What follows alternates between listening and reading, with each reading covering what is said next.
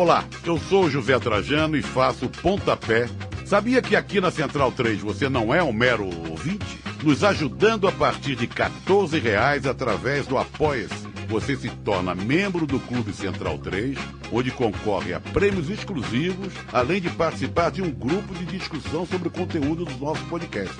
Acesse apoia.se/Central 3 e colabore com a mídia livre e independente. Cristo Redentor, braços abertos sobre a Guanabara.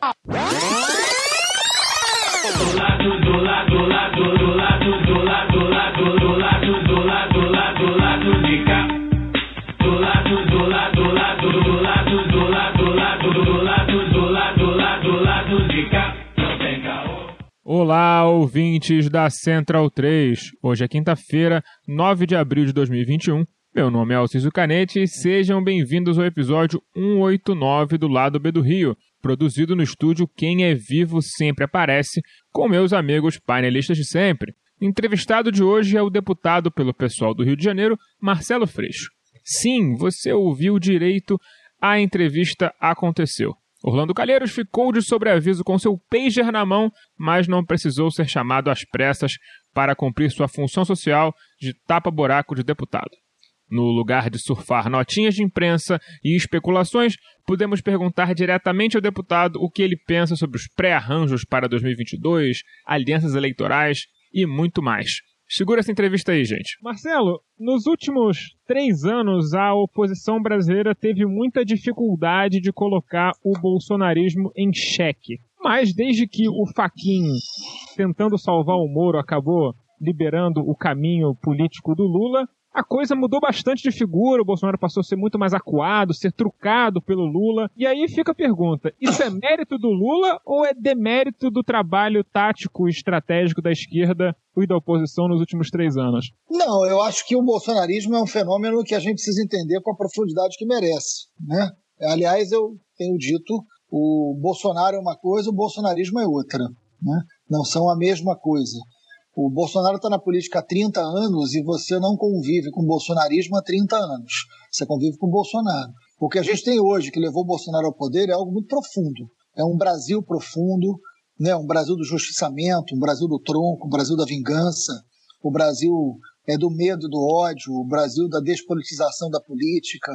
É um Brasil que a gente precisa olhar para ele, né? Derrotar Bolsonaro em 22 pode ser com Lula, que é ótimo que seja candidato, é ótimo que tenha recuperado o direito que não deveria ter perdido, é uma coisa. Enfrentar e derrotar o bolsonarismo, eu acho que é outra coisa, né? Não será em 22.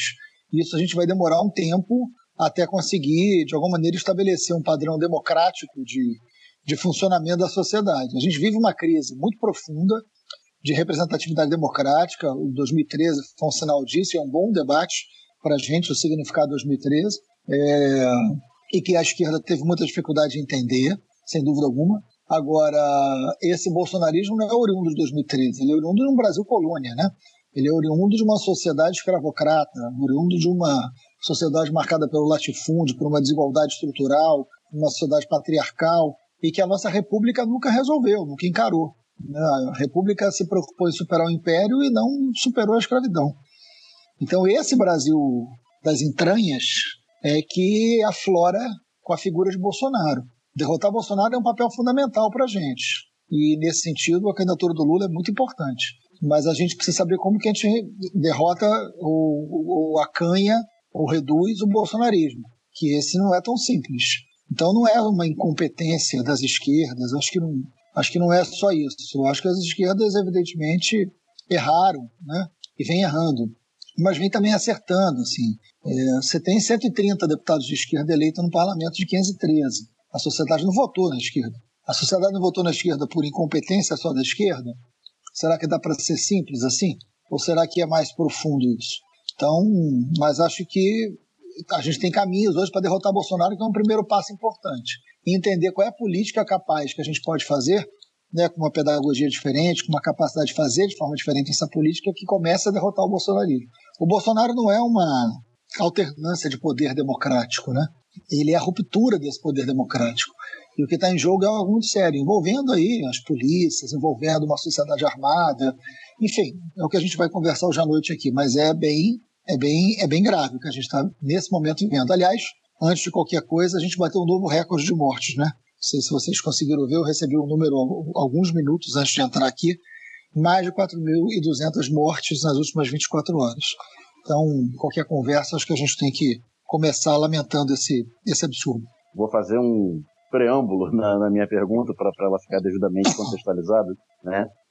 Há mais de 10 anos você é o principal nome da esquerda no Rio de Janeiro e nos últimos 3 a 4 anos eu diria que um dos principais nomes da esquerda no Brasil. Você agora está de liderança, né, do bloco da minoria no Congresso, e isso fez com que você fosse um alvo preferencial de fake news e calúnias generalizadas. Eu diria pioneiro, né? Antes de ter esse nome, fake news, você já era caluniado de informações falsas e apócrifas, né? Nesse cenário, na última semana, teve o caso de atingir também a sua família, né, na figura do seu filho, que sofreu aí difamações tanto com fake news grosseira, quanto com teorias de uma narrativa, né, de teoria da conspiração, a partir de um fato real, que foi da nomeação dele para um cargo comissionado na Prefeitura do Rio. E vendo a reação a esse caso, né, você postou, ele postou, no mundo ideal, né, você não deveria ter que responder pela carreira de um filho adulto que não é filiado ao partido no qual você milita. Só que a gente está em qualquer coisa menos um mundo ideal. Né, nessa conjuntura em que você é uma das principais lideranças da esquerda e um alvo preferencial de fake news, é uma situação que, até certo ponto, seria esperada, né, de ser utilizada para fazer calúnias de toda sorte.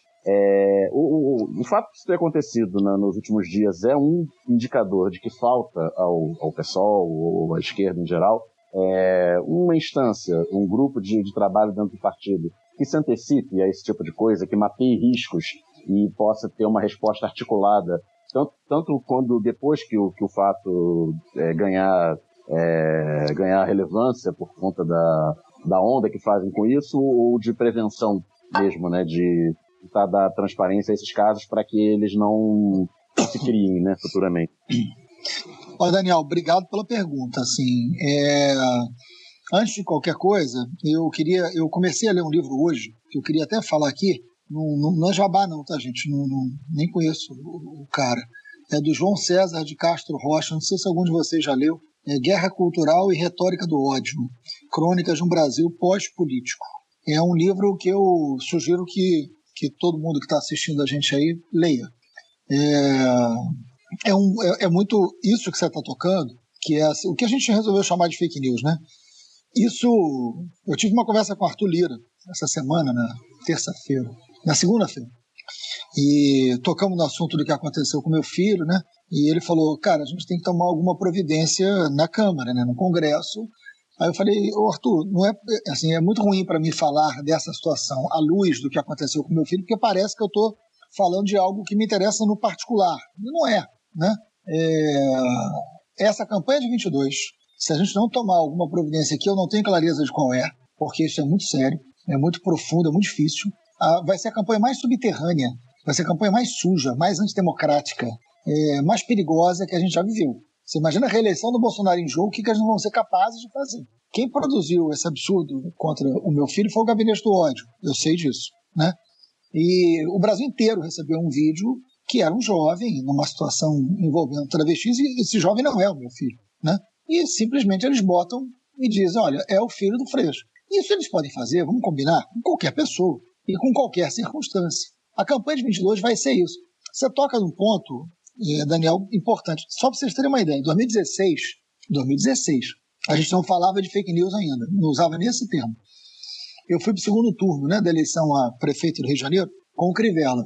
E aconteceu algo muito curioso, que na sua pergunta me lembrou. Primeiro, eu já narrei isso em alguns lugares. No primeiro dia do segundo turno, portanto uma segunda-feira, eu descia, às 6h30 da manhã, eu morava na Glória na época, e eu ia para a Zona Oeste, para Campo Grande, fazer campanha na Zona Oeste. E tinha um ponto de táxi em frente à minha casa. E eu conhecia todos os taxistas, sempre tomava café com eles, e eu desci, eles não me cumprimentaram direito. imagina, né, eleição, indo para o segundo turno, feliz. Achei estranho, achei que podia ser por causa da hora, muito cedo. E aí o cara do bar, um bar que tinha embaixo, falou, os taxistas estão chateados com o que você falou. Aí eu falei, como assim que eu falei? São 6 da manhã, porra. Aí eu fui lá falar com os taxistas, falei, gente, bom dia, o Zé me falou que vocês estão chateados comigo, o que aconteceu? E aí eles falaram, você não podia ter dito o que você disse dos taxistas. Isso em 2016, tá, gente? Aí eu falei, mas gente, são 6 da manhã, não falei nada de taxista, a eleição foi ontem. Que é o quê? O problema com o Uber? O que vocês estão falando? Aí eles, eram três, abriram o WhatsApp e mostraram um áudio. Os três tinham recebido. Um áudio que era uma voz imitando a minha, uma imitação muito tosca, por sinal, e eu chamando os taxistas de burro, de ignorantes, que bom que os motoristas de Uber tinham votado em mim, porque agora só ia ter vez para Uber. Enfim, isso às 6 da manhã do primeiro dia do segundo turno. Todos os taxistas do Rio de Janeiro receberam esse áudio, que era um áudio imitando a minha voz. Então, o que eu estou chamando a atenção com esse exemplo, antes da gente chamar de fake news, né?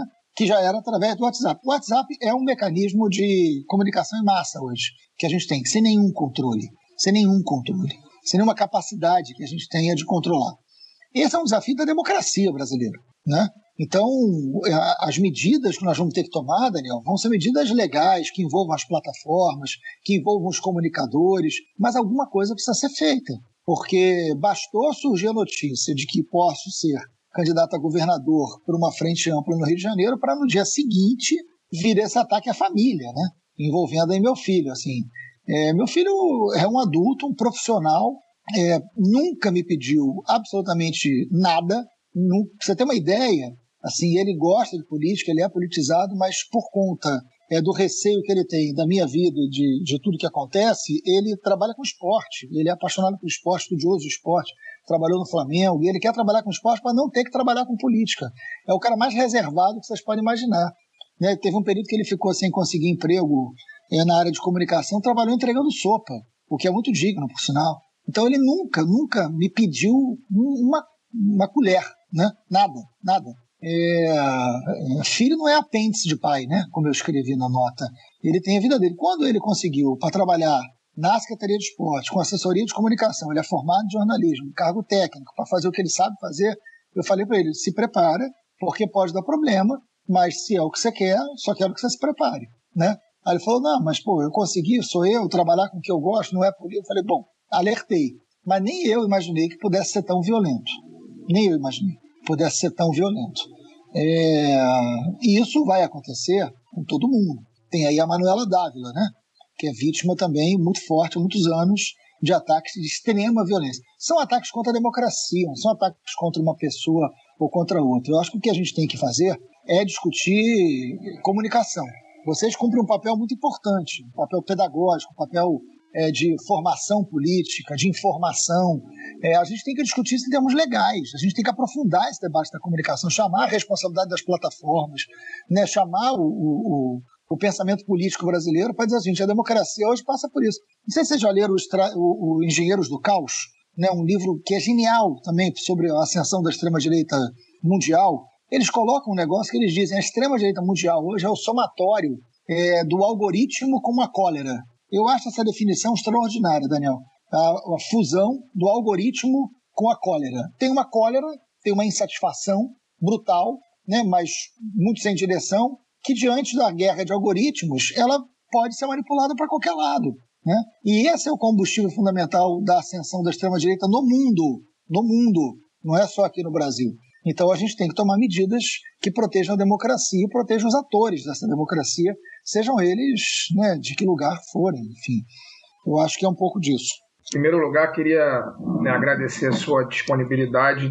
Demorou bastante tempo, mas a gente tem certeza que vai fazer valer, porque você é um cara que tem muito a dizer e o nosso público especificamente é muito interessado no que você tem a dizer e eu acho que aqui, por ser um programa alternativo, a gente não está preso às amarras dos comerciais, às amarras do tempo. Aqui o nosso tempo é basicamente o tempo que o convidado tem à nossa disposição. A gente tem a possibilidade muito provável de poder aprofundar muito mais as questões do que ela pode ser feita na grande imprensa, né? Que claro, o tempo é muito mais restrito. né? E aí, dito isso, a minha primeira pergunta para você é o seguinte: eu quero voltar à discussão do governo federal, né? Como você falou, hoje foram 4.249 mortos, né, pela Covid-19 no Brasil. A gente está num momento em que o recorde é ultrapassado quase que diariamente, né? E está muito exposto, pelo menos para mim, que o único caminho para a gente sair dessa crise sanitária e econômica, e que o Brasil não se enfiou, eu sempre gosto de frisar que o Brasil não enfiou, o Brasil foi enfiado nessa crise sanitária e econômica, é a destituição do governo federal, começando, obviamente, pela figura do presidente da República, né?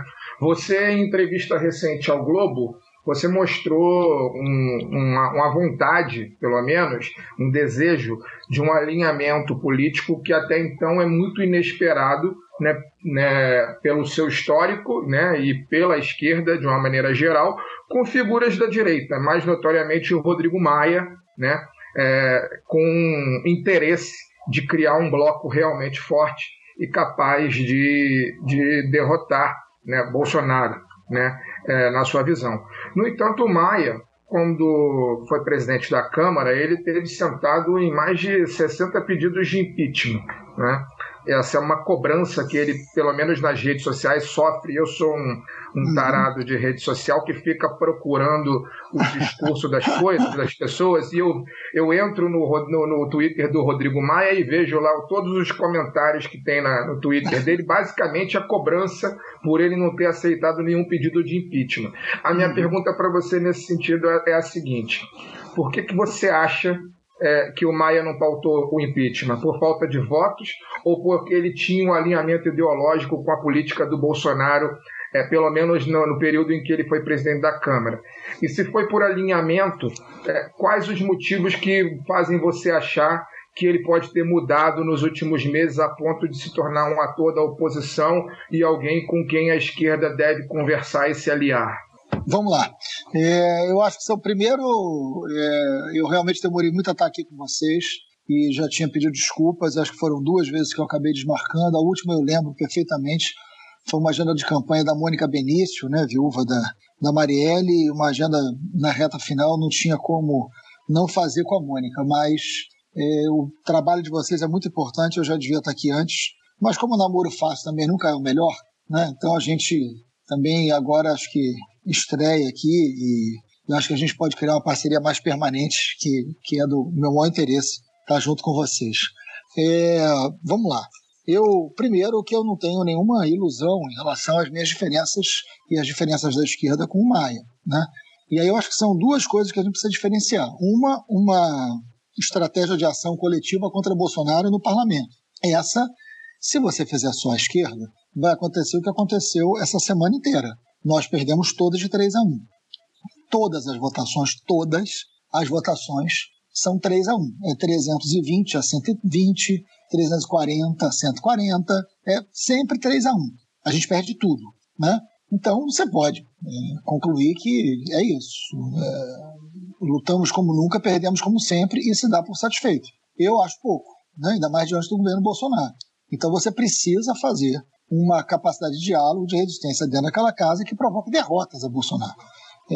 Isso não é simples. Então, esse é um campo de aliança dentro do parlamento que é em cima de pautas. E aí isso vai mudar de uma pauta para outra. Por exemplo, hoje a gente estava debatendo a mudança da Lei de Segurança Nacional. Os bolsonaristas estão enlouquecidos com isso. A gente tem chance de fazer um pacto ali com o setor de centro para derrotar os bolsonaristas na Lei de Segurança Nacional. Isso é ou não é importante? Você tirar esse entulho autoritário da lei, né, e transformar nisso em algo que garanta o Estado Democrático de Direito. A bancada bolsonarista estava quicando hoje no Colégio de Líderes, que é onde eu estava antes de entrar aqui. A gente pode implementar uma derrota, tem chance, mas a gente vai fazer isso e dialogar com o centro. Dúvida zero de que a gente tem que implementar essa derrota a eles e garantir o Estado Democrático de Direito mudando a Lei de Segurança Nacional, né? Isso é uma coisa. Outra coisa é a aliança eleitoral. Aí uma outra história, né? O próprio Lula sempre fez, e não era nem contra Bolsonaro, aliança com setores da direita e do centro. Como é que o Lula ganhou a eleição em 2002? Né? E o Lula está dizendo que agora, mais do que nunca, ele tem até justificativa para fazer isso. Porque para derrotar Bolsonaro, a gente precisa fazer, evidentemente, diálogos que a gente não fez antes. Pergunta para o Lula se ele vai querer fazer uma chapa só de esquerda. Evidente que não, né? Porque ele tem que ganhar. E o Lula não pode perder. Seja o Lula, seja quem for, que vá para o Bolsonaro para o segundo turno, a gente não pode perder. Porque não é uma alternância. A gente está falando de derrotar o fascismo, né? Então a gente tem que vencer o Bolsonaro. O Maia, ele tem um pensamento liberal, ele tem uma visão sobre economia, sobre vários pontos da sociedade que é muito diferente do nosso, né? Mas não acho que ele seja um aliado de Bolsonaro. Ele não se comportou assim. Ele foi, em alguns momentos, aliado do mercado. Isso, zero dúvidas, né? E quando o mercado dialogava com Guedes e dialogava com a Câmara, ele era um aliado dessa agenda de mercado. Sempre foi. Sempre foi. Ele nunca negou, inclusive, isso. Agora, o auxílio emergencial, por exemplo, do ano passado, que o Bolsonaro e o Guedes queriam pagar R$200, foi na presidência do Maia que a gente se articulou, e foi uma bela articulação, e transformou o valor do auxílio para 600. Fomos nós que fizemos isso, aliados com o Maia, para derrotar Bolsonaro. Então, quando a gente fez o orçamento e garantiu, no ano passado, e garantiu o apoio a governadores e prefeitos, a gente derrotou o Bolsonaro. E foi uma aliança com o Maia para derrotar o Bolsonaro, né?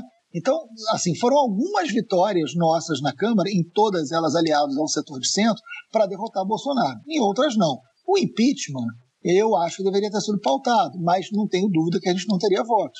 Não teria voto, né? Porque o impeachment, ele é um desejo, ele é um instrumento de mobilização, mas ele é um processo que depende de voto e é a correlação de forças, né?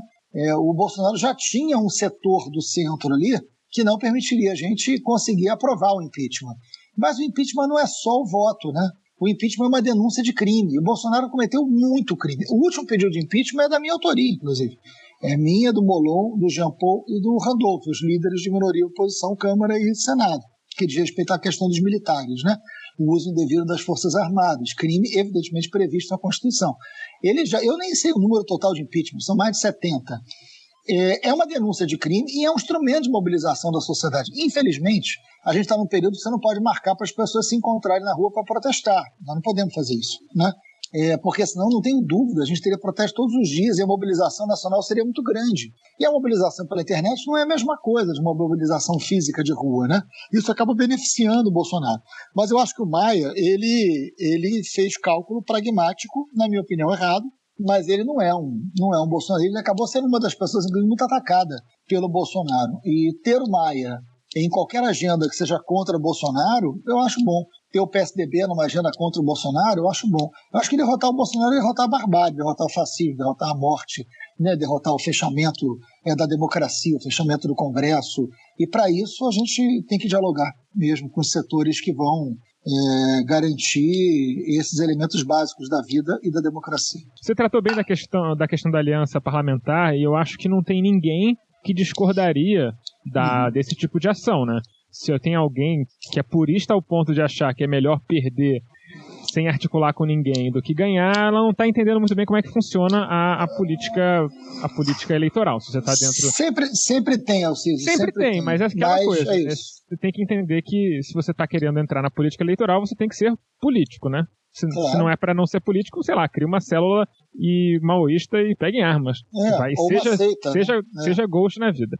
No ponto de vista da aliança eleitoral, tem se falado muito aí dos seus movimentos e tem muitos pedetistas te namorando na internet, lançando cartinhas de amor pela sua janela. É quase assédio. Quase assédio. Entregando rosas, Alcides. Entregando rosas. Daqui a pouco vai ter que conseguir uma ordem de restrição contra eles, eu não sei muito bem como é que tá aí o papo, mas de qualquer forma é algo que tem sido muito especulado, que você está indo para o PDT para fazer uma aliança com Eduardo Paes para se lançar a governador.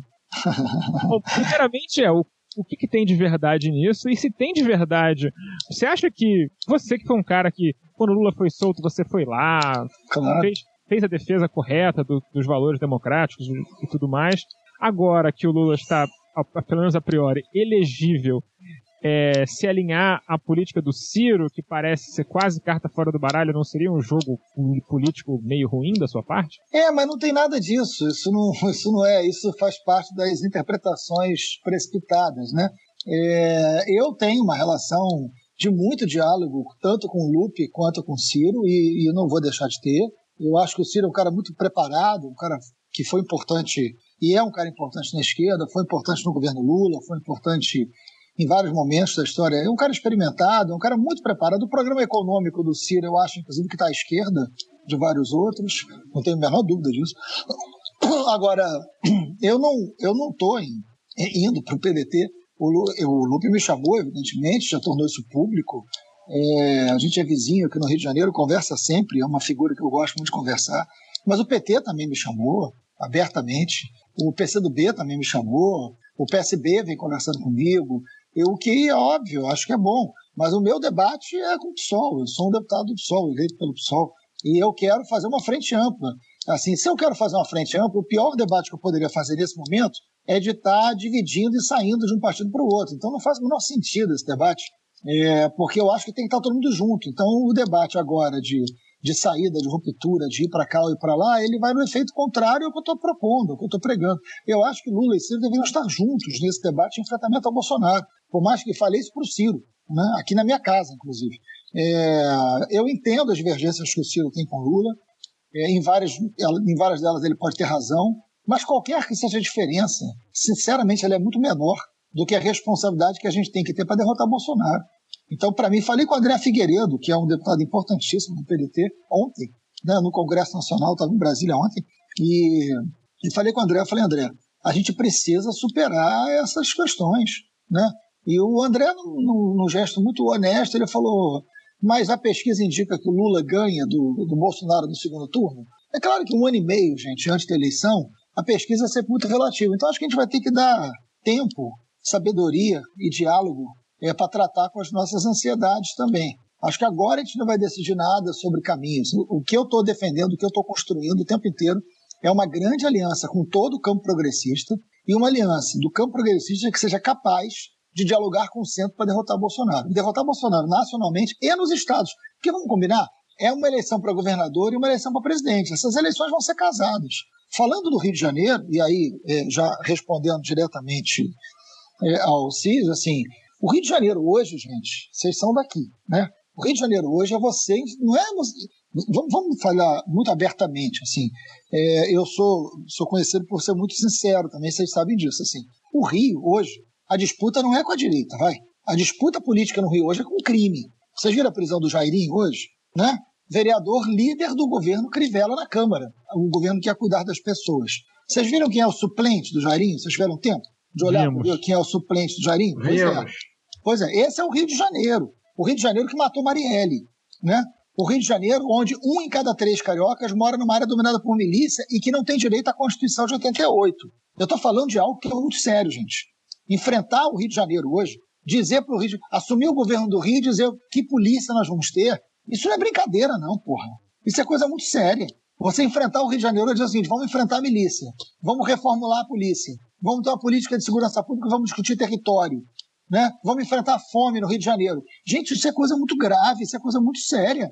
Não dá para achar que vai fazer isso com meia dúzia de Robin Hoods ou heróis onde todo mundo pensa igual. Vamos botar o pé no chão. Ou a gente pode continuar brincando, continuar elegendo deputado, continuar agradando as nossas correntes, continuar fazendo a política que pega super bem no Instagram e no Twitter, e esse Rio de Janeiro uma merda cada vez pior, onde as pessoas não conseguem respirar.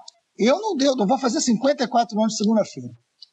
Fui deputado 3 mandatos, CPI das milícias, CPI do tráfico de armas, sabe, tive irmão assassinado, tive Marielle assassinado, eu estou no meu limite. Então, assim, para enfrentar a política do Rio de Janeiro, é para enfrentar com seriedade, é para ganhar. Eu já tive 29%, já tive 42%, agora é para disputar, é para ter mais de 50%. É para disputar a baixada, é para enfrentar o crime. É para enfrentar o crime. Crime organizado, pesado. Isso não dá para fazer brincando, não dá para fazer no quintal da casa da gente, não. Então a gente tem que chamar setores que a gente vai ter diferença, sim. Mas que setores que vão fazer a gente enfrentar alguém que não é a diferença que a gente tem, né? Alguém que quer matar, alguém que mata a gente. Porra, eu ando com escolta há 12 anos, com arma para tudo quanto é lado. Não posso sair para lugar nenhum. Olha o preço que a gente vai pagar. Estou abrindo mão desse deputado para enfrentar esse negócio. Se tiver uma aliança ampla capaz de ganhar e derrotar esses caras. É coisa muito séria que a gente está falando, cara. Né? Então, assim, se o Rodrigo Maia quiser apoiar a gente, eu vou dizer, não apoia não, apoia a milícia. Ah, pelo amor de Deus, quer apoiar a gente, apoia sim. A gente vai ter um programa que é nosso, um plano que é nosso, uma aliança com toda a esquerda que tem que ter. Se o Eduardo Paes entender, né, se ele tiver o mínimo de serenidade, entender que ele é um prefeito, que ele vai precisar de um governador que não seja bandido, né? Que vai precisar de um presidente que não seja um bandido. que vai precisar de um presidente que não tem acordo com milícia, um governador que não tem acordo com a milícia. Para o prefeito da cidade, seja quem for, é a melhor coisa do mundo. Se ele tiver um pingo de juízo, o Eduardo Paes vai dizer o seguinte: eu apoio vocês. E eu vou dizer o quê? Não apoia não. Pelo amor de Deus, gente. Não é importante mudar o Rio. O Rio está no fundo do poço. O Rio não é cartão postal, não, porra. Olha como é que 80% da população do Rio está vivendo, né? Sitiada pelo crime. Então a gente vai fazer o quê? Vamos falar sério, vamos falar do que é o Rio de Janeiro profundo, né? Então é isso que eu estou discutindo, né? Desculpa o desabafo, mas enfim, para ser sincero, é ser sincero. Então é isso. Marcelo, muito boa a tua resposta, já que a gente entrou nesse assunto dessa possível candidatura sua, não necessariamente sua, né, mas do campo da esquerda em um arco amplo de aliança para o governo do Estado do Rio de Janeiro no ano que vem. Aí duas coisas. Uma, esse Rodrigo Maia, Eduardo Paes e tal, eles no passado já tiveram seus acordos com esse campo, né, da milícia, quando ele era menos poderoso. Mas a sua experiência na CPI das milícias, não vou ser eu que vou dizer claro. Como é que a prefeitura, o papel da prefeitura, tanto durante a época de César Maia quanto na época do Eduardo Paes, se não incentivou, pelo menos abrir o caminho para esses caras, né, sem fiscalizar transporte alternativo, sem ter um trabalho regularização sério fundiária. Regularização fundiária, o suplente do Jairinho, né, o cara da Muzema, é um exemplo claríssimo disso, né? A gente viu o prédio caindo lá e tal. Exatamente. Você sabe mais do que ninguém o papel que, no mínimo, a leniência do poder público, que já esteve com esses grupos, teve no papel da expansão da milícia. Se você acha que eles têm uma ligação mais orgânica ou se eles fizeram seus pactos táticos e que você acha que eles hoje acham que o monstro cresceu demais. Isso é uma coisa. A segunda coisa foi bastante forte, eu diria, né? Essa sua fala de que eu já tive 29, já tive 42, agora eu quero ter mais 50. E se você acha que o seu nome, que ao mesmo tempo é o que tem o maior recall, né, na população dentro do campo da esquerda no Rio, por causa das duas candidaturas a prefeito, a CPI das milícias, as votações expressivas, né, para deputado estadual e deputado federal, mas ao mesmo tempo, como falamos no início, você está muito exposto há muito tempo, e isso faz com que o seu nome também seja o que gere a maior rejeição em boa parte da população. E se você acha que tem um caminho para enfrentar essa rejeição muito grande que o seu nome gera nos evangélicos, né, na população do interior da Baixada. A gente está fazendo pesquisa. Eu não tenho problema nenhum, gente. Se tiver algum nome com mais viabilidade eleitoral do que eu para derrotar Bolsonaro no Rio de Janeiro, porque tem esse elemento que eu esqueci de falar. Aqui nós vamos enfrentar o Bolsonaro raiz. Derrotar Bolsonaro no Rio é a maior contribuição que a gente pode dar para a democracia brasileira, né? Seja quem for o próximo presidente, vai ter que agradecer a gente o resto da vida se a gente derrotar Bolsonaro no Rio de Janeiro. Enfraquecer Bolsonaro no Rio de Janeiro é uma declaração de amor ao Rio e algo muito importante para o próximo presidente da República, seja ele quem for, né? Que eu espero que seja alguém da esquerda. Agora, se tiver alguém no campo progressista capaz de vencer Bolsonaro, com mais chance do que eu, e com coragem de enfrentar esses caras, eu não tenho problema nenhum de apoiar. Posso perfeitamente ser candidato a deputado federal, ser eleito e continuar fazendo um negócio que eu adoro fazer, que é trabalhar no Congresso Nacional. Problema nenhum. Agora, vai ter que ter peito para enfrentar os caras, né? E isso significa muito. E capaz de fazer uma aliança e ir para essa disputa. Porque eu indo para essa disputa, eu estou abrindo mão de ser deputado federal. Né? Eu posso ganhar e eu posso perder. Posso ficar sem mandato. Tem até que ver o que eu vou fazer com a minha vida depois. Porque aí envolve segurança da minha família. As ameaças nunca foram só para mim. Então é coisa muito séria. Mas eu não tenho problema nenhum.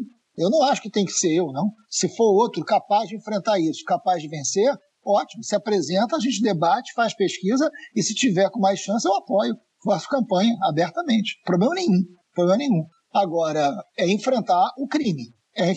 Não é um negócio que você vai resolver no debate da Globo, não. É um negócio que você tem que estar articulado. É um negócio que você vai ter que entrar nesse lugar profundo aí do Rio.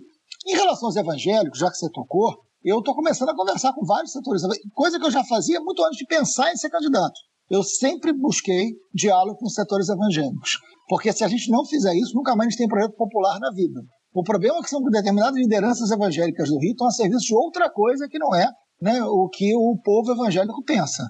Agora, é uma resistência que a gente vai ter que vencer para vencer essa eleição. Nós vamos ter que discutir com os setores da Baixada. Nós vamos ter que chamar esses setores da Baixada para conversar.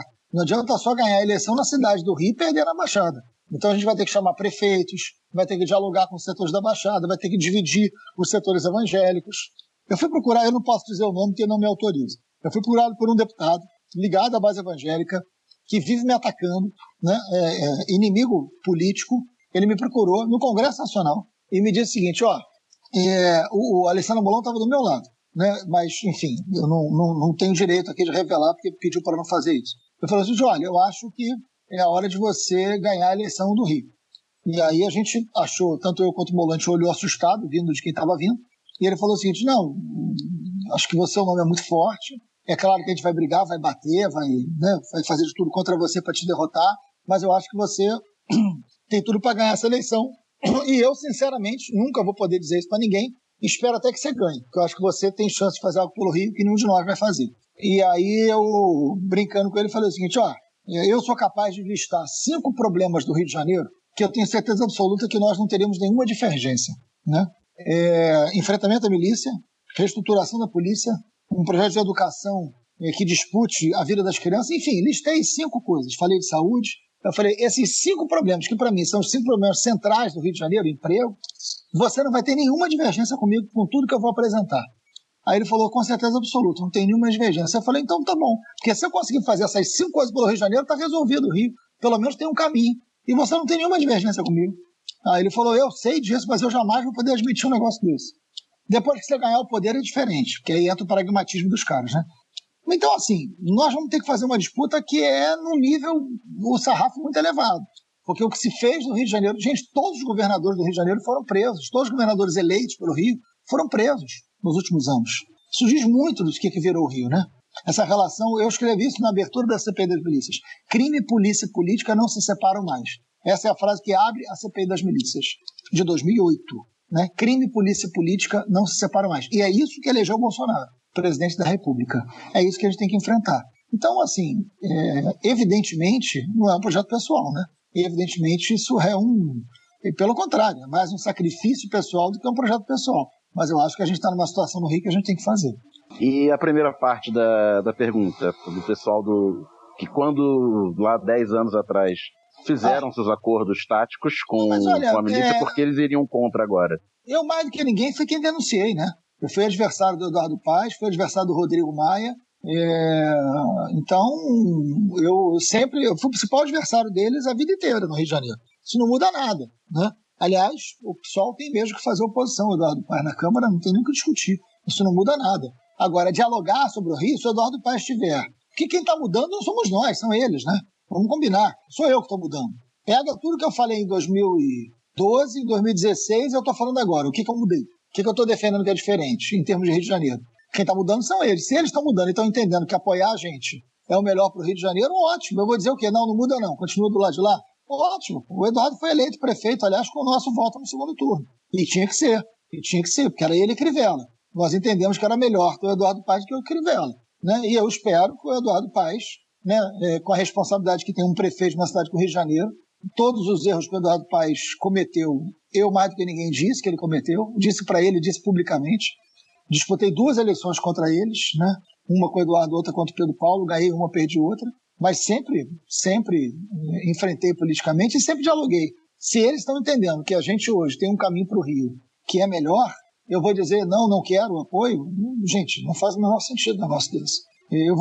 Se eu for fazer algum acordo que eu tenha que ceder em algum princípio, aí eu estou errado. Mas não é isso que a gente está defendendo. Na esteira dessa questão que você tocou agora do governo do Estado, queria te puxar, então, para falar sobre a última eleição de 2016, agora é passada, 2018, 2020, por favor, desculpa. 2020. 2020. Wagner está perdido no tempo. Todos nós. É muito tempo preso dentro de casa, estou na caverna do dragão, né, cara? Eu e todo mundo.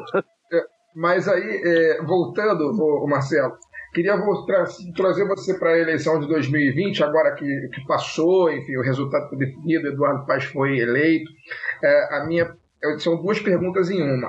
A primeira é a seguinte: você se arrepende de não ter sido candidato em 2020. Hoje, você olhando para trás, você vê que havia uma chance maior de se eleger nessa eleição do que na última que você perdeu para o Crivella. E aí, aproveitando essa sua resposta, quero falar também sobre pandemia, né? Porque enquanto a gente está conversando aqui, eu estou ligado no que está acontecendo, e o ministro Barroso acabou de determinar a abertura imediata da CPI da Covid, né, para investigar os crimes do Jair Bolsonaro. E a gente, o senso comum, de uma maneira geral, tem uma visão muito ruim das CPIs, de uma maneira geral. Acho que não vai dar em nada, que vai dar em pizza, termina em pizza e tal. E eu queria que você, como líder do Bloco da Minoria, explicasse para o nosso ouvinte, principalmente aquele que é mais de senso comum, que não está habituado ao debate político, a importância dessa abertura dessa CPI e o que pode acontecer a partir dela. Não, vamos lá. Primeiro, eu não tenho nenhum arrependimento de não ter sido candidato. Eu acho que foi uma medida absolutamente acertada. Por quê? Primeiro, eu não queria, em nenhum momento algum, ser um candidato que dividisse a esquerda. E isso, pela conjuntura do Rio de Janeiro, isso ia acontecer, né? Pela disputa entre Lula, Ciro, PDT e PT, assim, o PSB e o PDT estariam de um lado, o PT, PSOL, PCdoB do outro. Então eu seria um candidato que estaria, e como meu nome seria um nome forte, assim, potencializaria essa divisão da esquerda, o que eu acho uma tragédia. Eu não queria ser uma pessoa que ajudasse a dividir a esquerda, olhando para 22, inclusive. E tinha dito isso, conversei com todos eles sobre isso. Por outro lado, quando acabou a eleição, o Eduardo Paes falou comigo, né? O PSOL teve apoio crítico ao Eduardo Paes. E aí eu fui um dos primeiros a apoiar, inclusive. Sem nenhuma dúvida, né? O Crivella tinha que ser derrotado. Mas o segundo turno também serve para isso. O Eduardo me ligou, falou, eu queria te agradecer o apoio, ainda brincou, aquele jeito fanfarrão que ele tem, né? O apoio foi crítico, mas tudo bem. Eu falei, Eduardo, na urna não tem sim, crítico e não, né? Então é o voto e acabou, não reclama não. E aí ele falou, não, mas obrigado, pô, foi importante o apoio de vocês. Eu falei, não tem que me agradecer. Estou falando isso aqui porque eu falei para o Eduardo e é público. Eu falei, olha, você não tem que me agradecer porque não foi por você que eu votei em você, né? E não foi por você também que eu não fui candidato. Se eu fosse candidato, eu ia dividir a esquerda e era uma possibilidade eu chegar no segundo turno contra o Eduardo. Essa era uma possibilidade, né? Eu e o Eduardo fazermos o segundo turno, né? Seria melhor do que ter o Crivella, ok? Mas se eu disputasse o segundo turno com o Eduardo, eu não tenho nenhuma dúvida de que o Eduardo faria uma aliança com o Malafaia e com o Bolsonaro para me vencer. E era a única forma que ele tinha de me vencer. E ele poderia me vencer, né? Unindo o Bolsonaro, Malafaia e determinados liberais. E aí, se ele me vencesse nas mãos do Bolsonaro e nas mãos do Malafaia, seria péssimo para o Rio de Janeiro. Porque ele montaria um secretariado, ele teria políticas públicas todas orientadas pelo Bolsonaro. Você imagina hoje, na pandemia, tendo que decidir o que decide, o Eduardo Paes refém do Bolsonaro, o que seria na vida dos cariocas. Então, quando eu olho para hoje e penso no que eu pensei na época, eu falei, eu não posso ir para um segundo turno com o Eduardo e o Eduardo ganhar com o apoio do Bolsonaro. E ele faria isso, eu não tenho a menor dúvida. Isso seria, para o povo do Rio de Janeiro, a pior coisa do planeta, né? Então, foi um momento que eu não podia estar pensando em mim. Se era bom eu estar no segundo turno, estar disputando, para o Rio seria muito ruim o resultado. Eu podia ganhar, mas podia não ganhar. E se eu não ganhasse, nessa circunstância, ia ser uma tragédia para o povo do Rio de Janeiro. Então eu não me arrependo, eu acho que eu fiz o correto. E eu no Congresso também tenho o meu lugar de contribuição nessa luta, né? Então, independente de que qualquer um de nós possa achar do governador Eduardo Paes, ele hoje é responsável pelas medidas que ele toma, acertadas ou erradas. Mas ele não está no colo do Bolsonaro. E, aliás, a divergência dele com o Cláudio Castro em relação ao fechamento de determinados lugares mostrou bem o que eu estou dizendo aqui agora. E CPI, cara, é uma das coisas mais importantes que a gente tem no parlamento, viu? Quando eu apresentei o pedido de CPI das milícias, foi em 2007, eu, na época, fui criticado por alguns. Está apresentando CPI, sabe que não vai ser aprovado, a Assembleia está cheia de miliciano, como é que você vai aprovar? Está fazendo fanfarronice, apresentando só para dizer que apresentou. Um ano depois, teve a tortura dos jornalistas do dia, eu consigo aprovar e faço uma CPI que levou à prisão 240 milicianos, entre eles deputados e vereadores e todos os líderes de milícia do Rio de Janeiro. Se eu não tivesse apresentado a CPI sem chances de ter apresentado, eu não teria feito o que eu fiz. Mudou a segurança pública do Rio de Janeiro, a CPI das milícias. Criou o tipo penal de milícia a partir da CPI. né? Mudou o conceito de milícia no Rio de Janeiro. Então, a CPI ele é um instrumento da maior importância. Tem algumas CPIs que são mal conduzidas, que são mal feitas, que acabam não dando em nada. Mas é um instrumento poderoso, é uma comissão parlamentar de inquérito, que não é uma investigação policial, uma investigação política, e é isso na Câmara hoje, investigar os crimes cometidos de saúde pública, investigar os equívocos, é muito grande, porque eu li um texto, e aí assim, eu fico chateado quando eu não lembro quem escreveu, mas eu estou fazendo tanta coisa, cara, que eu não estou conseguindo lembrar de tudo. Eu li um texto recente de uma autora que eu não vou me recordar o nome, dizendo que a gente não devia usar o nome pandemia.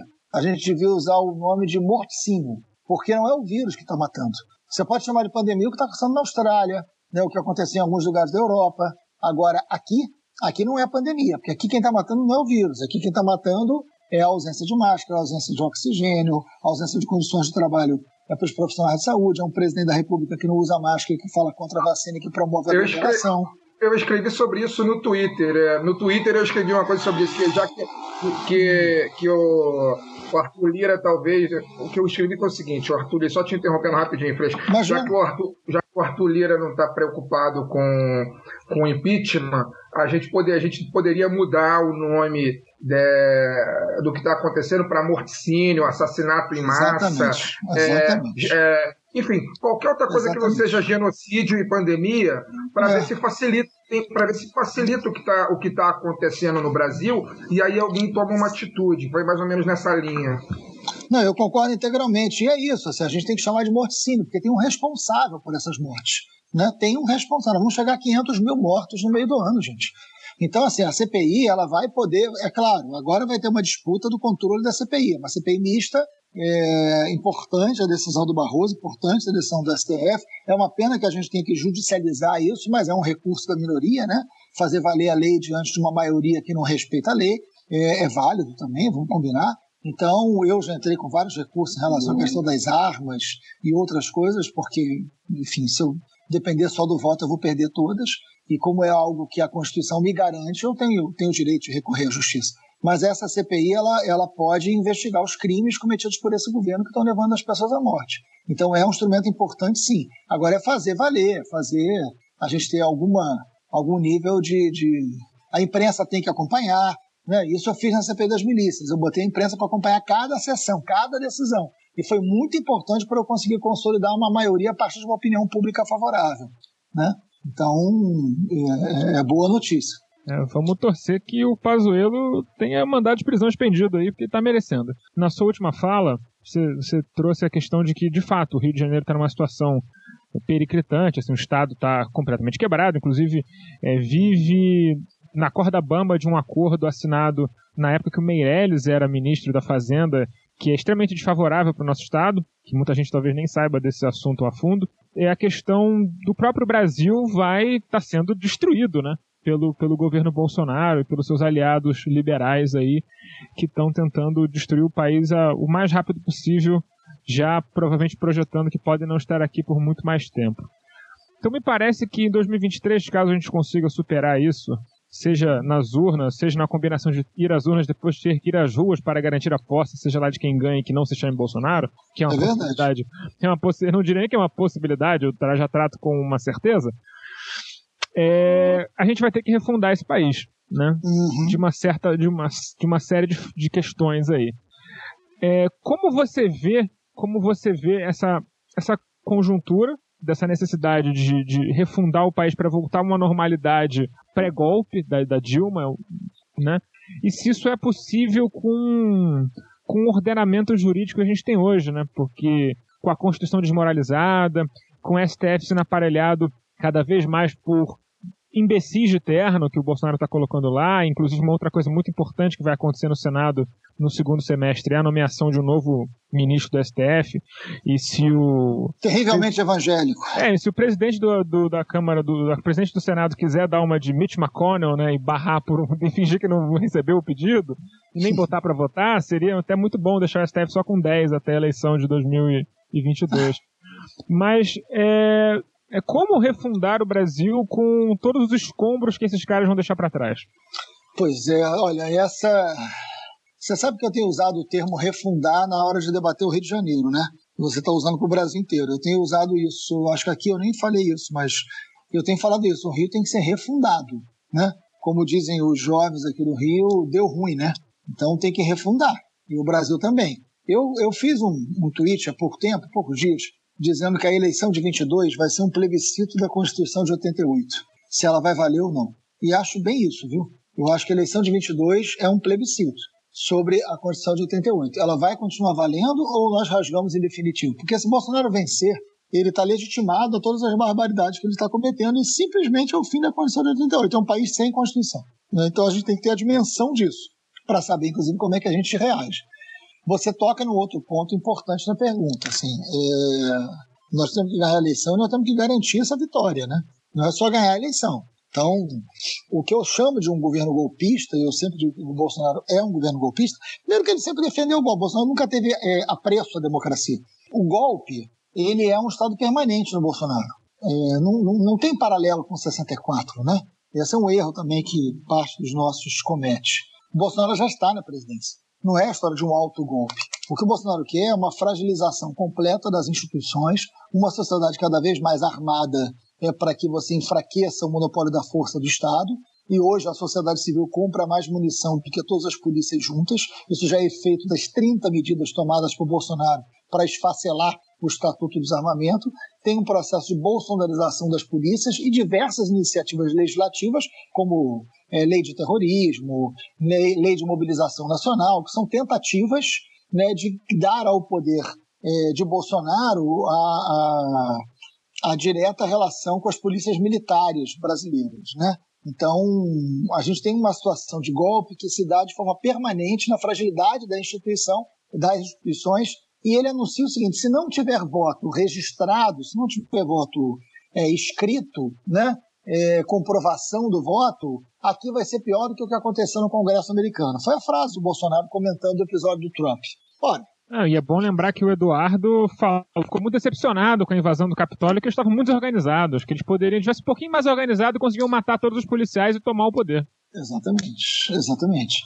Então, assim, o que a gente precisa entender é o que está em jogo. Assim. Então, ganhar a eleição não é ter mais voto. Pela primeira vez na vida, a gente vai ter que se preparar para não ganhar uma eleição só com mais votos. Você tem que ganhar uma eleição com uma legitimidade que seja cachapante, com uma mobilização social que apague qualquer possibilidade de golpe. A gente tem que se preparar para isso. Então não é uma eleição que você vai ganhar votos. Você tem que ganhar pessoas, você tem que ganhar uma causa, você tem que ganhar um projeto, você tem que refundar. Você tem que refundar a concepção de república, a concepção da campanha política terá que ser refundada. Derrotar Bolsonaro não é derrotar um adversário político numa eleição.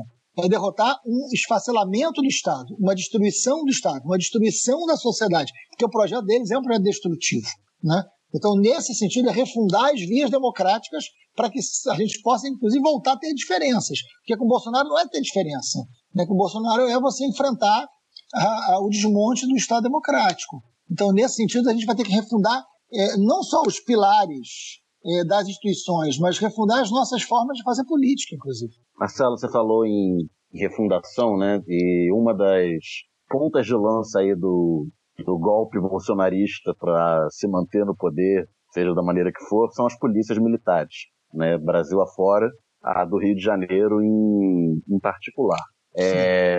Primeiro, a gente tem que conter, né, esses movimentos, tem projeto de lei, né, no Congresso para dar o comando das polícias ao governo federal. A gente tem que conter esse tipo de coisa, tem que dialogar na base para, pelo menos, mapear como é que está isso dentro das polícias, mas projetando aí uma vitória contra essa turma toda em 22 e conseguindo que alguém minimamente decente assuma o poder em 23. Como é que a gente lida com essas polícias? Tem solução do jeito que está? Como é que se refunda a polícia? Cara, esse para mim é o maior desafio, por exemplo, de um lugar como o Rio de Janeiro. Essa semana eu gosto de contar esses casos assim, porque eu acho que eles são ilustrativos, né? Eles são bons. Eu sou da Comissão de Segurança Pública da Câmara, né? Onde acho que eu, Paulo Teixeira e Perpétua somos os únicos 3 deputados que não temos patente. Todos os outros deputados são deputados ligados às forças de segurança. Esse é um perfil parlamentar brasileiro, na era Bolsonaro também, né? Então eu sou visto como alguém estranho, mas eles me respeitam, né? como eu estudo segurança há muitos anos e já fiz muita coisa na área de segurança pública, eles me respeitam. Mas eu também sou o alvo principal. Mas alguns ali dialogam muito comigo. Eu sou muito de diálogo, né? Sempre. Eu acho que tem que ser, né? E aí é interessante, porque 3 deputados, que não são do Rio de Janeiro, da bancada da bala, os 3 da bancada da bala, os 3 ligados de alguma maneira a Bolsonaro, mas são 3 deputados sérios, assim, que fazem um bom debate em segurança pública. Aí um deles me procurou, que é de São Paulo, aí ele falou o seguinte, porra, Freixo, eu li que você tá querendo concorrer ao governo do Rio, pô, você é maluco, cara, como é que você vai fazer com aquela PM lá? Aí eu olhei pra ele e falei, ué, tu não é da bancada da bala, porra? Aí ele falou, eu sei, mas ali é diferente do resto do Brasil. Aí eu falei, tá aí, vocês aceitam fazer um debate comigo em off, sem ninguém saber que são vocês, para eu ouvir sugestão de vocês, o que a gente pode fazer para refundar a Polícia do Rio? Aí ele falou, eu topo. Aí 2 toparam. Então eu vou fazer uma reunião com eles, que são pessoas da direita, ligadas à segurança pública, mas interessados em, de repente, ter alguma ação no Rio de Janeiro que possa mudar a Polícia do Rio de Janeiro. Isso é um sinal interessante. Eu não quero que a polícia goste de mim, eu quero que a polícia goste da polícia. E que a polícia possa voltar a ter orgulho da polícia. Esse é um princípio que a gente tem que buscar. A gente não vai ter uma sociedade sem polícia, mas a gente pode ter uma sociedade onde as pessoas tenham menos medo da polícia, né? Então você tem que disputar a polícia, não negando, não dizendo que não vai ter polícia militar. Vai ter polícia. Agora, é uma polícia que você tem que dar direito, que você tem que dar carreira, que você tem que dar eficácia, que você tem que dar modernidade e que você tem que dar controle. Tem que disputar essa polícia a partir de ações para a polícia e tirar a polícia da lógica do medo, do ódio, da vingança e da ilegalidade. Esse é um dos maiores desafios do Rio de Janeiro. E você vai ter que fazer isso com a polícia, discutindo com setores. Hoje o bom policial não consegue nem começar a debater, porque ele está engessado numa instituição onde a polícia não reconhece mais poder. A Polícia Civil já começou a se organizar para debater comigo no Rio de Janeiro. Eu recebi diversas ligações de delegados e de agentes da Polícia Civil. Na semana que vem eu vou ter uma reunião com eles, inclusive, para debater a polícia. A Polícia Civil, por exemplo, ela tem que voltar a investigar. Você tem que ter investimento em inteligência. Você não pode ter 4% de taxa de esclarecimento de homicídio, gente. Vamos combinar. Quem que a gente prende no Rio, no Brasil? A gente prende quem a gente vigia, né? Quem que a gente vigia? Porque se a gente só esclarece 4% dos homicídios cometidos no Brasil, e a gente é a sociedade que mais prende no mundo, a conclusão é uma só. A gente não prende quem a gente investiga, a gente prende quem a gente vigia. Então as forças de segurança têm uma enorme eficácia no modelo de sociedade que não é o que a gente quer. Então você tem que criar um outro modelo de sociedade, um outro modelo de desenvolvimento para ter um outro modelo de segurança. O sistema penitenciário está falido? Não. Ele prende pobre como ninguém. Quem diz que isso não é útil? Depende da sociedade que você tem. Depende do projeto que você tem, né? Então, como a gente pode ver, não é qualquer coisa que a gente tem que fazer pelo Rio de Janeiro, nem com pouca gente. A gente vai ter que ter setores da polícia. Eu tenho uma reunião amanhã, na minha casa, 11 da manhã, com alguns setores da Polícia Militar do Rio de Janeiro, né? Conversando com eles e ouvindo. Tem que ouvir, né? A gente tem que ouvir, a gente tem que aprender a ouvir. O ouvir é muito pedagógico, né? Coisa que político, pela razão de ser da própria palavra, do parlamentar, ouve pouco e fala muito, né? Mas eu estou ouvindo muito. Eu estou conseguindo ouvir muito no Rio. Só quero cortar aqui para dar uma informação antes de passar para a pergunta. Os 3 crimes que mais geram prisão no Brasil são nessa ordem: tráfico, roubo e furto. Então, homicídio... A cadeia não está cheia de homicida. E posso dar um detalhe a mais? Tráfico, roubo e furto. Você está falando da mesma pessoa. Tá, não. É óbvio. Você está falando do mesmo perfil social. Os 3 são iguais. Moram no mesmo lugar. Sabe como é que funciona o sistema penitenciário? Vocês sabem que eu trabalhei muitos anos, né, no sistema penitenciário. A minha grande formação toda foi como educador do sistema penitenciário. Quando eu tinha 21 anos, eu estou fazendo 54. Quando eu tinha 21 anos, eu comecei a dar aula dentro de presídio. Presídio Osgar Costa, em Niterói, existe até hoje. Né? Professor de História e de Alfabetização de Adultos. Eu tinha 21 anos. E trabalhei depois com prevenção HIV, fui presidente do Conselho da Comunidade, negociei dezenas de rebeliões de presos no Rio de Janeiro. Cadeia é um negócio que eu conheço muito e toda a minha formação em direitos humanos foi trabalhando dentro das cadeias. Foi quando eu entendi melhor o mundo, né? Então eu sou muito grato a tudo que aprendi dentro da cadeia. E até hoje eu vou ao sistema penitenciário, conheço os agentes penitenciários, conheço os presos, fiz lei sobre isso, né? A lei, por exemplo, que acabou com a revista vexatória, nem sei se vocês sabem disso, Vocês sabem que toda família de preso, quando visitava preso, tinha que ficar pelada, agachar 3 vezes, ver se caía um celular ou uma metralhadora de dentro das mulheres, né? Então era um processo, e muitas famílias deixavam de visitar. Eu consegui aprovar uma lei, através de muita articulação, que em toda a cadeia se colocou um scanner e as mulheres não passam mais com revista vexatória, né? Não tem mais revista vexatória no Rio de Janeiro, isso é uma lei nossa, e que é um negócio muito importante. Assim, foi uma das leis que eu mais tenho orgulho de ter feito, como uma retribuição a tudo que eu aprendi dentro do sistema penitenciário. Mas a cadeia, cara, é um negócio muito, muito, muito sintomático. Uma vez eu negociei uma rebelião no Rio de Janeiro, Bangu 3, foi uma rebelião que durou 2 dias.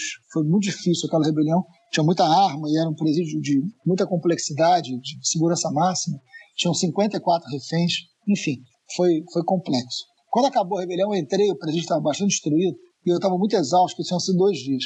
E aí eu sentei nos escombros, assim, porque eu tinha ficado muito tempo em pé, e aí um preso muito conhecido sentou do meu lado e ele olhou para mim e falou assim: seu Marcelo, só me chamava de seu Marcelo, muito obrigado aí, não morreu, não teve um carandiru aqui por tua causa, e obrigado por você ter ficado os 2 dias aí, ter atendido a gente, ter permitido que nenhum refém morresse, que ninguém saísse ferido, obrigado de novo. Aí eu falei: não, tá tranquilo, é o trabalho da gente, mas vocês precisam ter mais juízo, porque a gente chegou a um limite ali que não precisava ter chegado, enfim, conversando, né?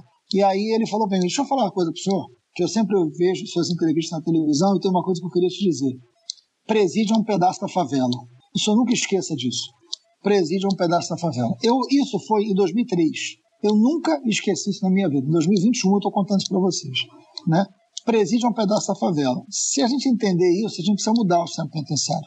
Hoje, um preso, seja tráfico, roubo ou furto, quando ele é detido e é levado ao sistema penitenciário, o Estado pergunta para ele assim: qual é a sua facção? O cara que furtou o celular, vamos combinar? Ele pode não ter facção alguma, né? O cara que roubou, ele pode não ter facção alguma. O cara do tráfico, ok, ele vai estar numa facção. Os outros não. E aí ele pode responder: não tenho facção, foi um roubo individual, uma ação criminosa individual. O Estado pergunta: onde é que você mora? Qual é a favela que você mora? Eu moro na favela tal. Favela tal é o quê? Comando Vermelho. Então você é um preso do Comando Vermelho, você vai para as prisões do Comando Vermelho. É assim que se classifica, é assim que se separa preso. O Estado é que organiza as facções na prisão. Isso aqui não é para amador, entendeu? Isso aqui é coisa muito séria. Isso funciona em colégio estadual também, inclusive. Isso funciona em colégio estadual, e aí quando eles começam a fechar a escola... O moleque que é colocado no colégio estadual do outro bairro não consegue concluir o ensino médio, senão ele é espancado, assassinado no colégio. Exatamente. E aí não tem nada a ver com tráfico. Então vamos lá, gente. Vamos começar a botar o pé no chão. Disputar o poder do Rio de Janeiro é disputar e enfrentar isso, né? Vocês acham mesmo que isso é simples e dá para fazer isso com pouca gente? Dá para fazer isso só com os iguais? Só com a galera que a gente encontra no bar, né? Não, né? Não dá. Bom, enquanto a gente está falando aqui, eu estou anotando algumas coisas que você falou, estou anotando coisas que eu também estou vendo aqui ao longo da entrevista. A gente já falou da pandemia, falou da CPI, falou do Rio de Janeiro, falou de Brasil, especificamente sobre pandemia e Brasil. O presidente da República, um sujeito ao qual eu tenho evitado, inclusive, falar o nome, porque eu estou fisicamente e mentalmente muito desgastado com tudo que está acontecendo, e só de ouvir e falar a voz desse senhor já me aumenta a azia, né, a gastrite. Mas ele, enquanto a gente está gravando aqui, ele fez uma live, né, está fazendo a live dele de quinta-feira, onde não satisfeito em recomendar a ivermectina e a cloroquina, dessa vez ele defende o uso da proxalutamida, citando um estudo não publicado em revista científica, e finalizou dizendo que, enfim, as pessoas têm que tomar o remédio e pedir a Deus para dar certo. Essa foi a fala, a aspa dele peço a Deus que dê certo. Né? E aí você fala de refundar o Rio de Janeiro, refundar o Brasil, né? 2 perguntas para você. Primeiro com relação a essa questão da vacina, né? A aprovação da PL 948, que nada mais é do que a eugenia institucionalizada, né? Porque os ricos vão se vacinar e os pobres que se virem, né? Existe uma estratégia para barrar, uma estratégia no STF, né? Para barrar essa PL, caso ela passe no Senado? Essa é a primeira pergunta. E aí, dentro disso, ainda falando em refundação, quero fazer aqui um exercício de positividade, embora seja difícil, mas eu quero fazer. Vamos supor que a gente, né, que a esquerda, a centro-esquerda ou qualquer coisa que não seja o bolsonarismo vença a eleição em 2022. Você acha possível refundar o Brasil nos mesmos marcos que o Brasil foi, entre aspas, refundado com a lei da anistia em 1979? Por que eu te pergunto isso? Porque eu tenho feito uma defesa bastante enfática de que o que aconteceu no final da ditadura militar é muito responsável pelo que a gente está vivendo hoje e não pode se repetir no futuro, sob pena de daqui a 30 anos, as pessoas que têm 0 hoje, que vai ter a nossa idade daqui a 30 anos, vão viver a mesma coisa que nós estamos vivendo hoje. Eu defendo que é preciso, não basta o impeachment, né? Não basta derrotar essas pessoas nas urnas, elas precisam perder direitos políticos, elas precisam ser processadas, elas precisam ser presas, né? Aquilo que a Argentina fez no final da ditadura deles, a gente precisa fazer aqui, né? E aí eu não falo só do presidente da República, mas eu falo do presidente da República, seus financiadores, os seus colaboradores diretos, né? Todas essas figuras responsáveis hoje por 350 mil mortes e daqui a 2 meses 500 mil mortes, enfim, com todos esses crimes. A pergunta que eu faço para você é essa: existe alguma estratégia para poder barrar essa PL, que é tratando a vacinação como algo fundamental para a gente sair desse processo tenebroso que a gente está vivendo? Existe alguma estratégia para poder barrar essa PL no STF, caso ela passe no Senado? E derrotando o bolsonarismo, você acha que a gente tem que refazer o Brasil nos mesmos marcos da lei da anistia de 79, ou a gente precisa, enfim, punir os responsáveis pela tragédia do povo brasileiro? Marcelo, rapidinho, só para fazer um parêntese aqui, a proxalutamida que o Bolsonaro falou e que o Fagner citou, ele é um remédio para câncer de próstata e câncer de mama que não é comercializado e não possui registro na Anvisa. É uma droga experimental dos Estados Unidos que foi testada em alguns pacientes no Amazonas com uma parceria de uma empresa farmacêutica que fabrica o produto. Então é um estudo show de bola. É a empresa que fabrica que fez o teste. Eu fico, assim, eu tenho que me segurar, né? Porque é inacreditável, né? Depois não quer que... É um criminoso, né, gente? Vamos falar... Desculpa, assim, é um bandido, né? Um bandido de carteira, é um criminoso, é um vagabundo. Eu não consigo. Realmente, em alguns momentos eu chego ao meu limite. Mas vamos lá, deixa eu tentar me concentrar na pergunta do Fagner aqui. O primeiro projeto da vacina, né? Esse projeto eu me manifestei muito, eu estava em Brasília no plenário, falei muito sobre isso, me reuni muito. E esse foi um projeto que a gente perdeu 3-1, é isso que eu estou dizendo. Né? A gente estava coberto de razão, desde quando a razão garante que você vence uma eleição, né? Que vence uma votação. Não é a razão que faz isso. Olha, Fagner, assim, esse projeto ele quebra as pernas do SUS, né? Só para as pessoas entenderem o que a gente está falando. Esse projeto permite que empresários comprem a vacina imediatamente e vacinem os seus funcionários. Aí você pode argumentar, mas os funcionários não são ricos, não é uma vacina para rico, então, uma vacina para o trabalhador. É verdade. Quem vai controlar isso? Quem vai controlar quem está sendo vacinado? Quem vai controlar se não vão comercializar essa vacinação? O SUS não vai ter perna para isso, né? O Brasil foi referência mundial de vacinação. A gente erradicou doenças importantíssimas através de uma campanha de vacinação estruturada desde a década de 70 no Brasil. Tem 2 princípios do SUS que depois ficaram configurados na Constituição de 88, que é o princípio da universalidade e da gratuidade. Esses 2 princípios foram fundamentais para as campanhas, para o Plano Nacional de Imunização, né, o PNI. Essa estrutura está quebrada com esse projeto. Porque se você permite que se compre fora do SUS e que o critério de vacinação não seja... Ou seja, você quebrou a gratuidade e você quebrou a universalidade. Você está dizendo que alguém que tem comorbidade pode ser vacinado depois de que alguém que trabalha para alguém que pode comprar. Então esse projeto ele é criminoso porque ele não é só um problema no Covid. Ele é um problema para a estrutura do SUS, para toda a campanha de vacinação, para o resto da nossa vida, né? Para o resto da nossa vida. Então, assim, e vamos combinar, foi o que eu falei no plenário, né? Tem um vídeo meu sobre isso. Já tem lei hoje que permite o empresário comprar a vacina. A lei hoje, aprovada, o empresário ele pode comprar a vacina e doa para o SUS vacinar. Mas eles não querem isso. Eles querem eles vacinarem, né? Então, na verdade, não é uma contribuição para a saúde pública, é uma contribuição para o seu negócio, como se isso fosse resolver. Não tem essa vacina, não está um show de ofertas, né, do Mundial para comprar a vacina, para você sair vacinando ou sair fazendo. Não é isso, está faltando porque o governo errou. O governo fez briga diplomática com a Índia, com a China, e não tem essa oferta. Então, você jogar a lógica de mercado sobre a aquisição de vacina é um crime. É um crime. É mais um crime que esses caras estão fazendo, com uma consequência que pode ser gravíssima para toda a política de saúde pública para o resto da nossa vida em termos de vacinação, né?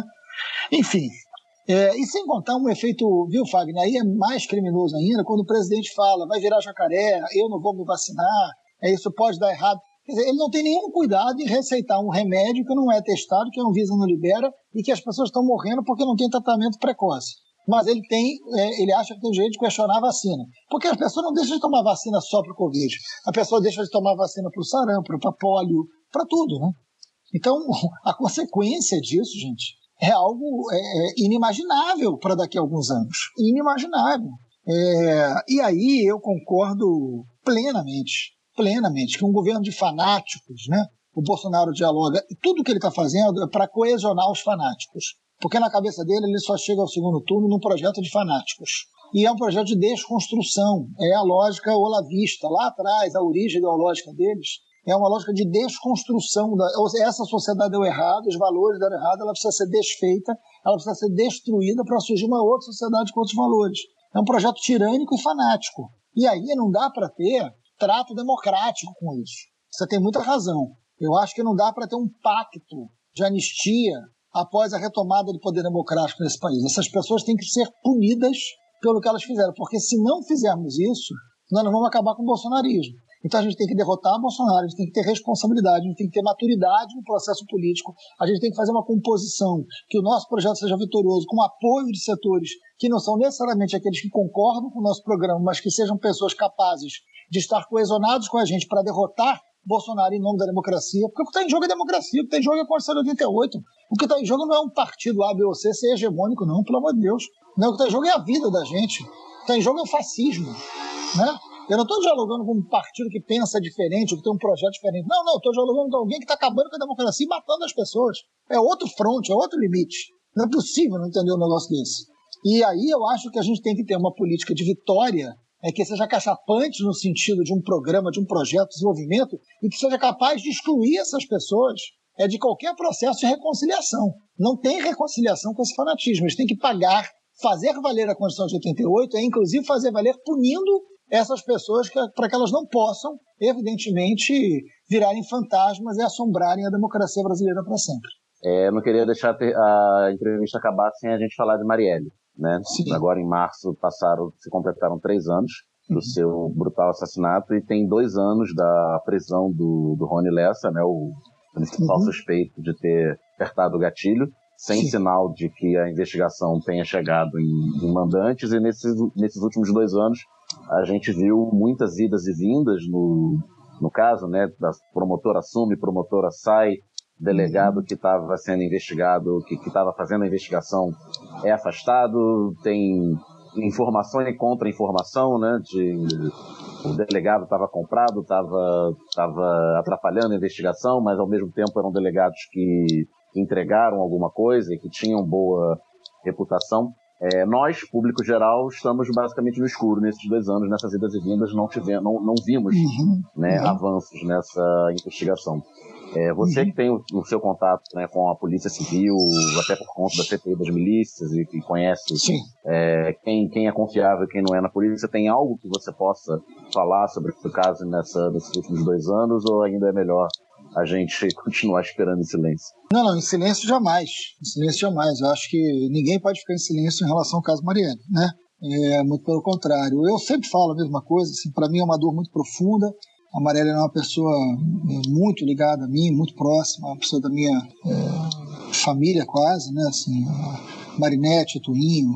Eu fui professor da Aniele, eu conheço a Luiara desde pequenininha, a Luiara tem a mesma idade da minha filha. Então a gente tinha uma relação familiar, né? E de muito trabalho, de muita cumplicidade. Eu fui muito surpreendido com tudo que aconteceu com a Marielle, ninguém esperava, nem mesmo ela, né? Porque não tinha nenhuma ameaça. A Marielle não tinha feito nada que gerasse essa suspeita, essa possibilidade, zero. Eu tive o cuidado, assim, a obrigação, né? Eu olhei todos os ofícios que a Marielle assinou, tudo que ela fez, para ver se eu via alguma coisa que pudesse me fazer entender aquilo. Nada. E essa é a maior agonia que eu tenho na minha vida, porque eu não consigo ter a menor ideia da razão. E é um crime, eu sempre falo isso, né? A morte da Marielle é um atestado de óbito do Rio de Janeiro, né? Enquanto cidade, enquanto democracia, enquanto lugar para se viver. O Rio tem um atestado de óbito, né, Marielle? Como é que pode uma mulher eleita, né, com todo o simbolismo que ela tinha, ser brutalmente assassinada? Por quê? Então, quando a gente pergunta, e a gente tem que perguntar, vocês não podem ficar em silêncio, quem mandou matar a Marielle é uma manifestação pelo Rio de Janeiro, né? Pelo Brasil. Não dá para dizer que tem democracia enquanto você não souber quem mandou matar a Marielle. Porque foi um grupo político, foi bala perdida, foi assalto. Então, assim, alguém tinha uma razão política para matar a Marielle. Se nós não soubermos que a razão, porque quem é capaz de matar como forma de fazer política? Em pleno século XXI no Rio de Janeiro. Essa é a questão central, né? Eu acho que o que aconteceu com a Polícia Civil no início da investigação foi muito grave. Isso merecia uma investigação profunda sobre essas pessoas. Foi muito grave o que aconteceu ali. Não tiro a minha suspeita de corrupção profunda, porque quem mandou matar a Marielle é gente de poder, né? Então, eu acho que hoje o delegado que está à frente, que é o Moisés, é um delegado muito sério, muito jovem, mas muito comprometido, né? Foi o cara que resolveu lá o homicídio do Fernando Inácio, coisa que ninguém da polícia tinha feito até então, com tantos homicídios em relação à questão da contravenção, né? Então é um jovem corajoso, eu converso sistematicamente com ele, então eu acompanho a investigação semanalmente há 3 anos, e sempre divido com a família o que sei, e eles têm uma linha que eu obviamente não posso dizer aqui, não posso falar, mas eles têm uma linha, eles estão trabalhando muito no caso, e a gente tem esperança da gente chegar ao autor, sim. Eu acho que a chegada no Lessa foi importante. O assassinato da Marielle destampou um bueiro que ninguém nunca tinha falado no escritório do crime, ninguém nunca tinha falado no que se falou depois. Agora, a gente tem que saber quem mandou matar a Marielle. Eu acho que a sociedade, vocês, os comunicadores alternativos, né, a imprensa de maneira geral, tem que falar sempre da Marielle, porque não é por ela só, é por todos nós, por ela e por todos nós, né, por esse país.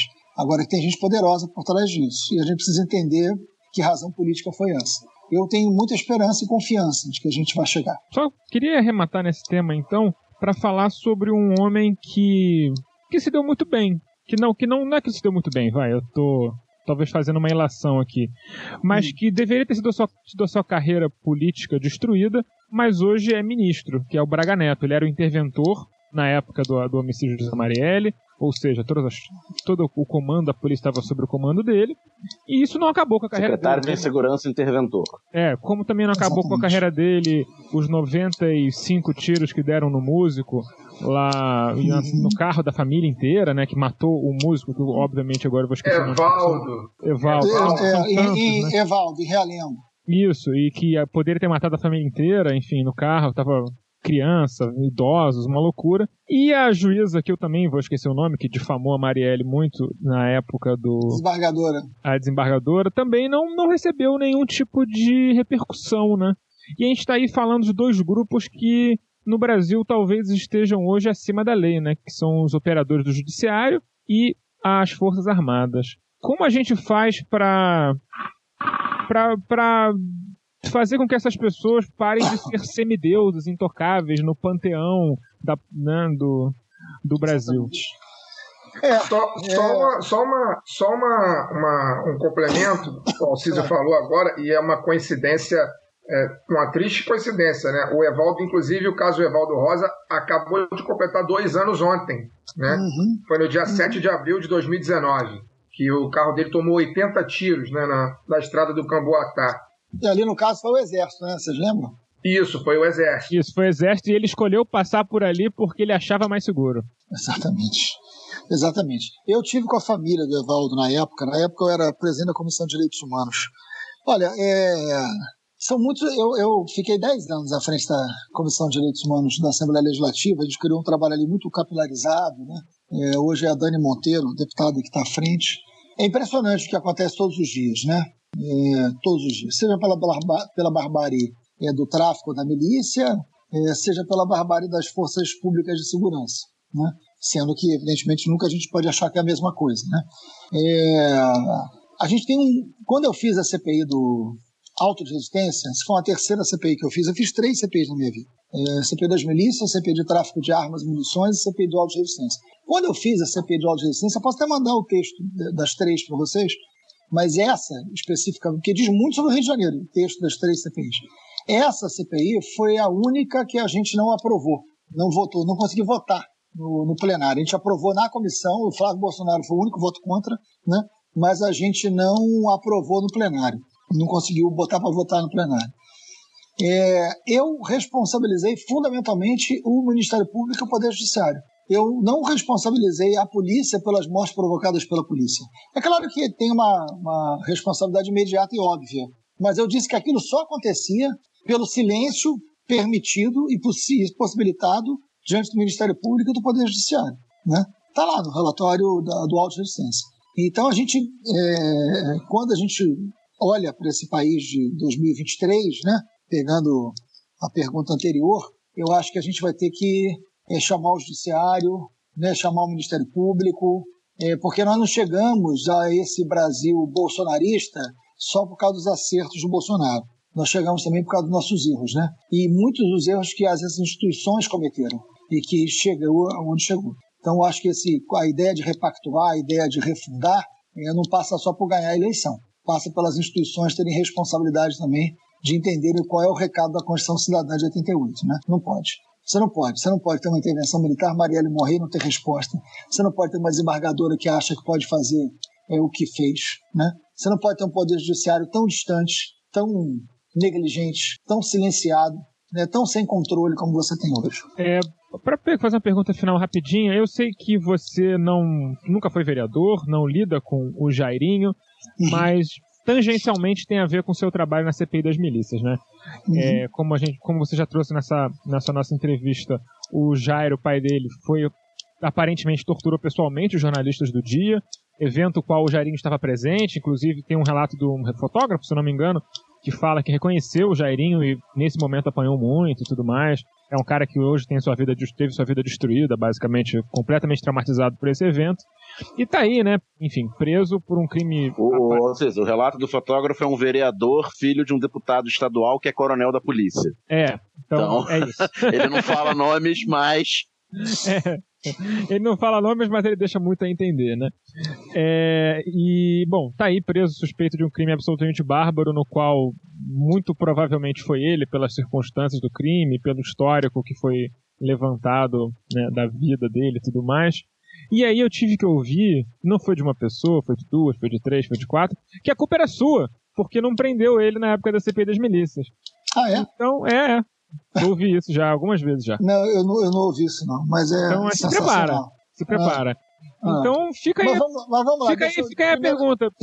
A CPI foi aberta por causa do caso do Batan, né? Por causa da tortura na equipe de jornalistas do Dia.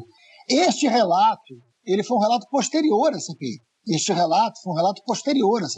Até porque os profissionais foram isolados para tratamento psiquiátrico. É uma matéria de 2011. Então, pronto, a CPI foi 2008. Então, eu não tinha como usar na CPI um dado que não existia, né? Só para deixar claro, né? E mais do que isso, assim, a informação que nós tínhamos, porque a gente foi atrás... Olha, o trabalho da CPI foi um trabalho muito sério. A gente indiciou 242 pessoas. A gente indiciou deputados, a gente indiciou vereadores. Toda a cúpula das milícias foi interrogada na CPI por nós pessoalmente, frente a frente, e foram presos. Todos os líderes de milícia foram presos. Então não foi uma CPI que ficou com receio de A, B ou C, né? Pega lá quem foi preso na CPI, os caras mais perigosos do Rio de Janeiro. O que vocês acham que eu vivo como eu vivo até hoje, né? Então nós prendemos aqueles caras, não a CPI prendeu, mas a CPI indiciou e a gente trabalhou junto com a Polícia Civil, trabalhei junto com a Polícia Federal, trabalhei junto com o Ministério Público, e a prisão foi uma prisão efetuada a partir de um trabalho conjunto. A gente tinha uma sala de descagem, de escuta telefônica dentro da Assembleia Legislativa. Foi um trabalho de 7 meses na minha vida. Foi um trabalho muito sério. Agora, a gente não indiciou ninguém que a gente não tinha provas. Porque isso é um negócio muito sério, gente. Isso é um negócio muito sério. Vocês imaginam a chuva de contra-informação que tinha?